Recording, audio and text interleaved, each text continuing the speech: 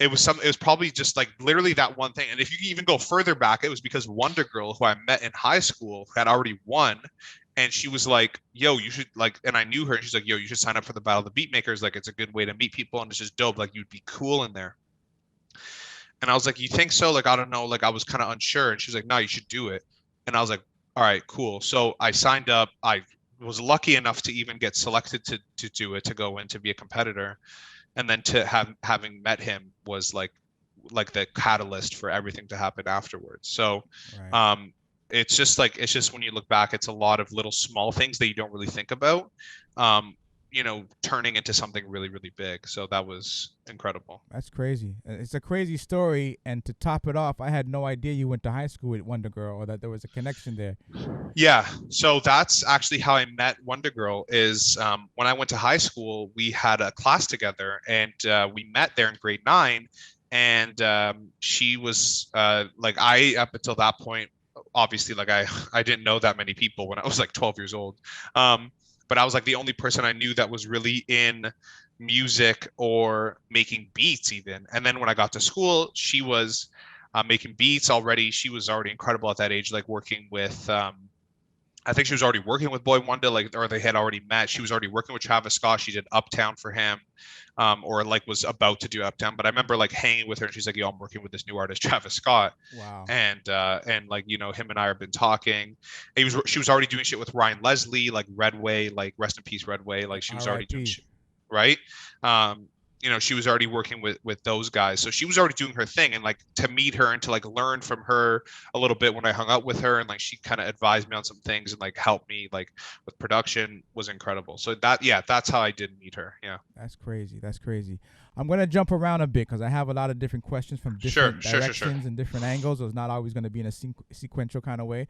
sure. Um, Artists that you work with that you sold a beat that you thought was trash. What was that like? If it happened before, like you sold a beat, artist wanted it, got a placement, but in your heart of hearts, like bro, that was like the bottom of my my list. But you wanted it, so you got it. How does that? How has that happened, or has that happened before?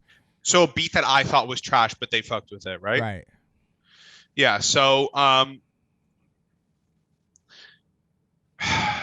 I would probably say the only time that that's happened was the Lil Wayne record with J Rock on it. I think that was like the one beat where I was like, really? Like they want this one? And I remember texting the A&R being like, yo, are you sure? Like this shit is trash. Wow. And he was like, no, no, no. He's like, yo, that shit is hard, bro. Like, I don't give a fuck. Like that shit is hard. And Wow. I was like, are you sure? He was like, nah, like Wayne loved it. Like J Rock's on it now, like the whole thing. I was like, damn, like, which really goes to show you, like, it'd be the shit that you hate or like that you think won't do anything, that somebody's gonna like that shit. You know what I'm saying? Like, Right. if the beat is trash to you, there's been times I'm like, nah, this is like a little whatever thing. But like artists that I work with are like, yo, this is perfect for me. And I'm like, Right. okay, word. But anyways, the probably the biggest instance of that is the Lil Wayne record, because the beat is so like atonal. Like it basically has no melody. It's like all weirdly tuned and like, the whole thing. And I made the beat like very quickly. I didn't even really finish it. I was like, okay, this is like a whatever little idea, because his Wayne's A&R hit me about another artist, and he was like, yo, the guy really likes weird shit, like just mad weird melody vibes. I was like, okay, so I made that beat, and I was like, okay, this might work for this dude. Who cares? Like, I don't know. Like, I'll send it anyways. It can't hurt. It doesn't hurt to send it. Right. And I didn't even hear nothing back until he called me. He's like, yo, that beat actually ended up on Wayne's project and whatever, like J Rock's on it. I was like, damn. So Right. it was definitely a thing. I was like, oh, this is gonna be kind of embarrassing, because like a lot of people are gonna rag me for this beat because the shit Right. is like mad atonal and like weird and like whatever. Um, but at the end of the day, like Wayne is the artist, like is the reason I started making beats. So like Mm. regardless of what beat he hopped on, I was like just super grateful that he even got on the beat. You know what I'm Right. saying? So It, um yeah, that was a funny situation. did that change how you produce based on knowing that this is kind of how it works? Because if you come from a battle culture, your first thought is the harder your beat is, the better your beat is, the banging the Uh-huh. beat is, that's the beat you want to submit to artists. But when you're starting to get in the industry and learning that it's kind of reversed how it works, how did It's that it's change how you exact produce?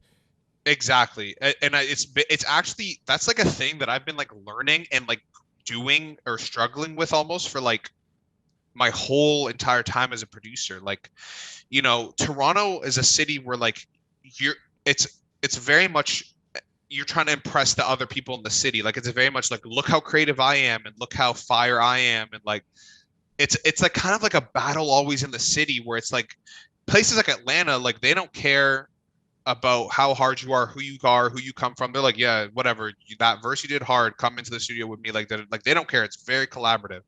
Um, I love Toronto, but there's a lot of people there. It's very much like I got to be better than you, and I got to do this better than you, and I got to have harder beats than you, and my rap's got to be crazier than you, which is great because it breeds amazing talent. But then when you get out to like other cities, I found that all my shit was like super overproduced and like really like complicated and like stuff that like other people in Toronto or other producers would be like, yo, bro, this is hard. But like an artist is like, yo, I can't do nothing on this. Like it's you did everything already. Like there's no Right. room for me left. Right. Um, and even this year, like I feel like this year I've kind of really kind of found the balance more than any other year, like being here and really engulfed in everything, just seeing how people work.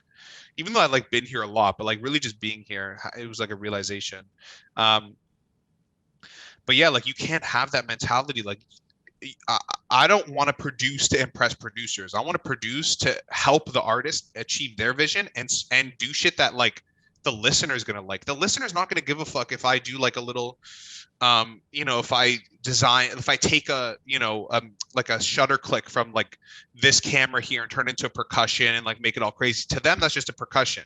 Like to them that's just a little thing that's doing a rhythm. Like it might be cool and it's a cool story and it would sound good. If it sounds good, it sounds good. But like a lot of times people don't care about all these little details and all these little like breakdowns and like this and like all the crazy shit you would do for a battle. They just want an artist wants some shit that they can hear themselves on and that they can like go for like 5 minutes and like not run out of ideas and just like freestyle a whole thing. And like in order to do that, the beat's got to be simple and it's got to be effective. So like I've realized that, and that's why like now I still do my like thing where like I'll do some creative shit, like some real Toronto shit or like stuff that I find fire. But I'm like, if I'm gonna do some crazy shit on the drums, I gotta make sure the melody is mad simple. And if the melody is really complicated, I'm like the drums just gotta be simple because they're gonna be battling each other, and it's just not gonna work for the artist. And I can't add too much rhythm. I can't add too much percussion because then it's like every fucking space in the song has been taken up and the artist has nowhere to put their voice. So when I'm like producing with an artist helps because they'll be like, nah, reel it in, bro. Like, this, don't add that. I don't need that. Or like, this is perfect or this, that, and the next thing, which I love. But like when I'm sitting here producing, usually I'm like, should I add this? Like, is it really going to do nothing? Does that space need to be filled? Or like, is the artist going to put that there? And I found that like ever since doing that shit that I'm like, this is so simple, like this isn't cool, like whatever. Like I'll pull up and play beats for artists and they're like, yep, that's the one. Yep, load this up because they hear themselves on it. And then like they make the song great. Because at the end of the day, bro, like 95% of music listeners are not listening for the beat, bro. Like they're listening to hear what the artist is gonna do. They're listening for the lyrics that the artist is gonna sing to them that they can sing back, like the whole thing. Um, so I'm just here and I've realized my whole purpose is just to serve the artist and serve the consumer, like make sure that they love the music and I take the back seat. Like I'm not here to impress, the boy wonders and the T minuses. Like as much as I would love to impress them, I'm here to make sure that the songs get made and get made the right way.